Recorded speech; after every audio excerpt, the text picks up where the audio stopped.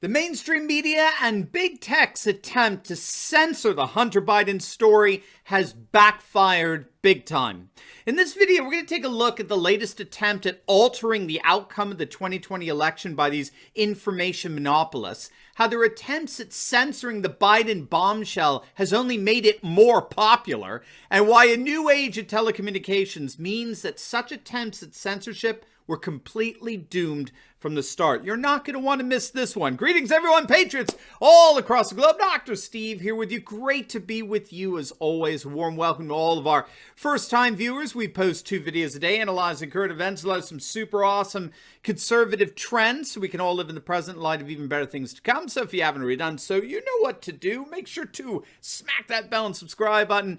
It'd be an absolute privilege to have you as a regular part of this channel where each and every day we together celebrate the inevitable collapse of left-wing globalism and the unstoppable rise of a new conservative age. Let's start by giving a huge shout out to the sponsor of this video, and that's the makers of this beautiful 2020 Christ the Last Supper coin. Now, you're not going to believe this, but this is a limited edition, highly sought after coin that's actually being given away completely for free until it runs out. So on the front side, there's a beautiful etched out illustration of Christ.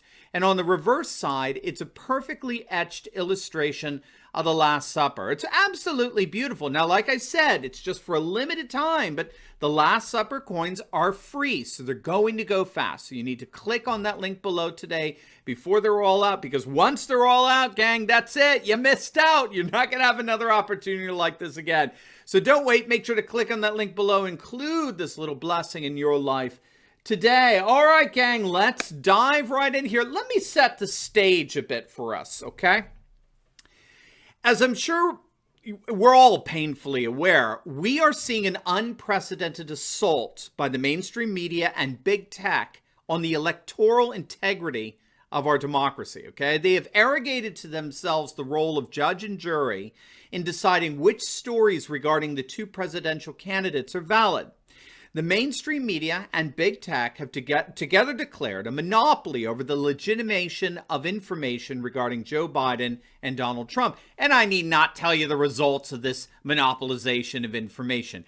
Every single story that negatively implicates Biden is by definition fraudulent and bogus, while every single story that negatively implicates President Trump, no matter how outrageous or unverified, is automatically authentic and beyond reproach. And for any of us to question the veracity of such reporting is nothing less than an assault on democracy itself, and automatically disqualifies any of us and our opinions from any serious consideration. All right. Now, this deliberate and dogmatic attempt to thwart the democratic process by squelching information on the one hand and fabricating on the other has been rightly termed a media coup d'etat, which actually began in 2016. Back in October 2016, 4 years ago exactly, during the presidential campaign, the journalist Barry Castleman, who was echoed by Newt Gingrich, made the argument that the mainstream media had so combined their forces against Donald Trump and in favor of Hillary Clinton that he believed we were witnessing nothing less than what he called a media coup d'etat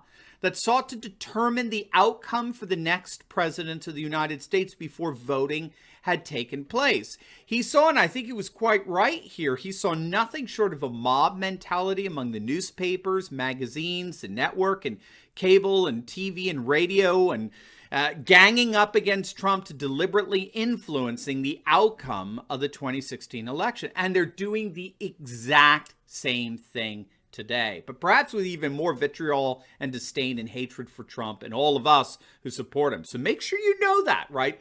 That whenever you see a CNN headline or MSNBC or ABC or CBS or New York Times or Washington Post headline or story, it is always there to influence the outcome of 2020, to make Joe Biden look good and hurt Trump.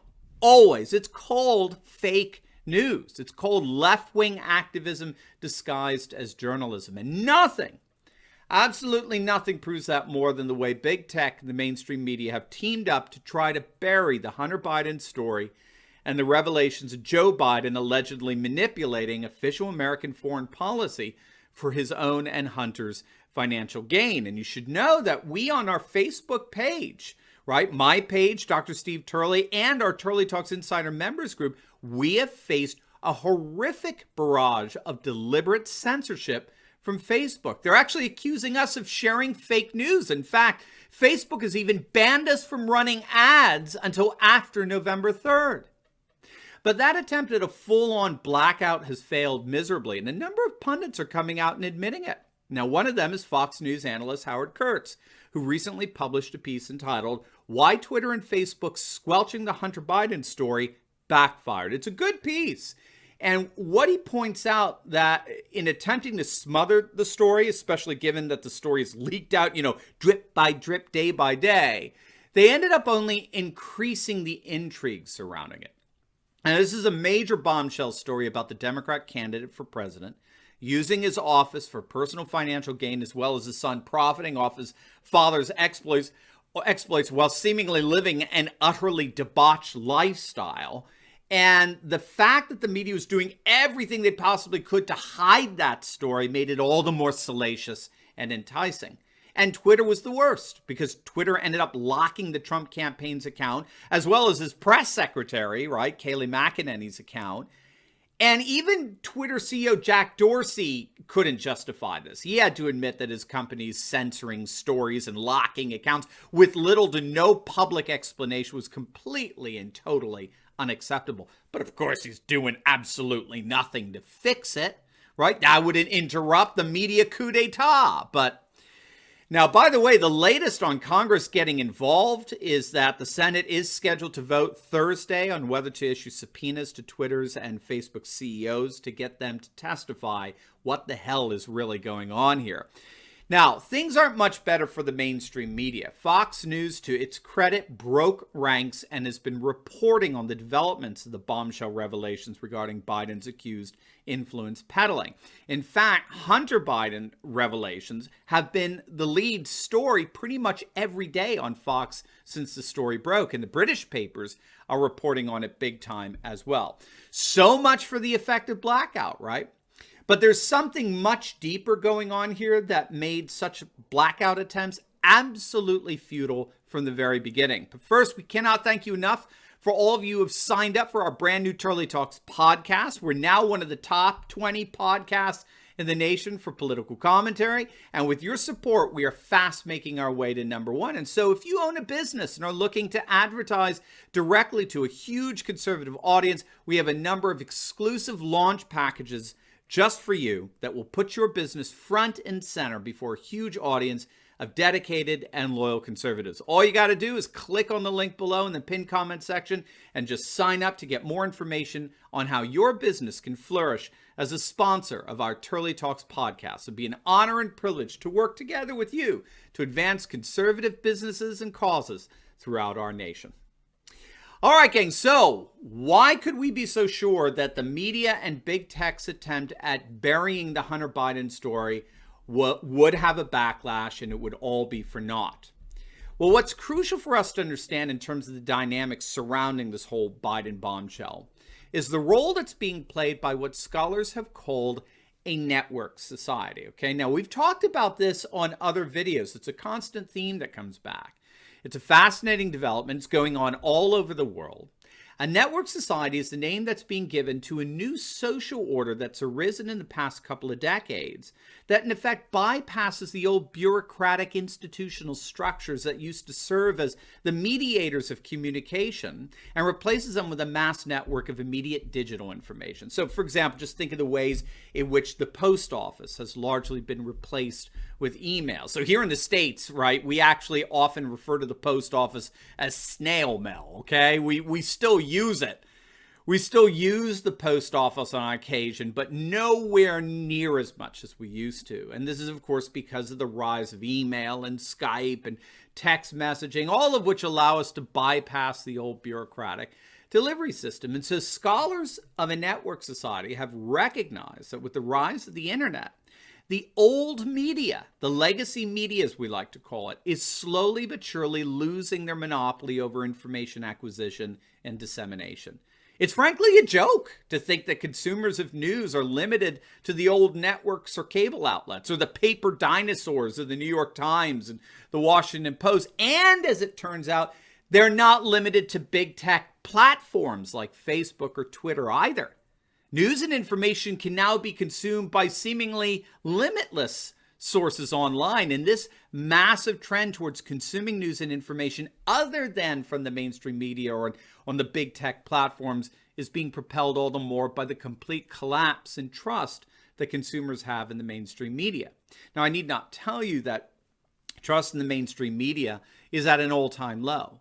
And I would argue that this comes largely from the fact that it's become painfully obvious to most people that the mainstream media has a clear left-wing political agenda, all the while they attempt to deliberately disguise that agenda as simply impartial, objective, disinterested news that's inherently agenda-free or politically neutral.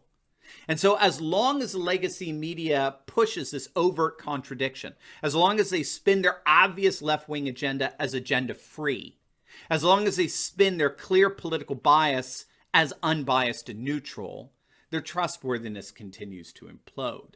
And so consumers of news and information are instead seeking media alternatives that are open and honest and forthright about their political and cultural values and interpret current events in light of those values. That's what we do here on this channel. We analyze current events in light of conservative trends, right? Because we believe that that's the best way to make sense of the world around us. And so when all is said and done, the media's attempt at muting and blacking out the Biden bombshells was futile from the start. You can't black things out anymore, not in a network society.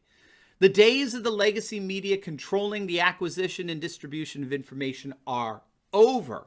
The rise of the network society has begun, and there's nothing that big tech or the mainstream media can do to stop it.